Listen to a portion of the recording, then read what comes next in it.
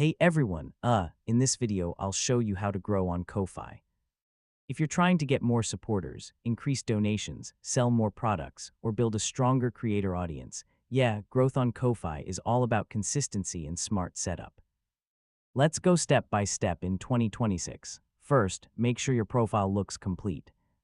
Add a clear profile picture, a strong banner, and a short bio that explains what you create and why people should support you. Next, set a support goal or donation goal. I mean, when people see what you're working toward, they're more likely to support you. Now post regularly. Yeah, whether it's updates, behind-the-scenes content, or free previews, consistency helps build trust with your audience.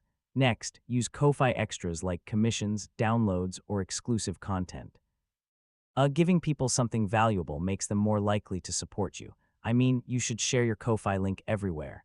YouTube, Instagram, TikTok, Discord, even your email signature. The more places it appears, the more traffic you'll get. Now engage with your supporters. Yeah, reply to messages, thank them for donations, and build a real connection. This helps turn one-time supporters into long-term fans.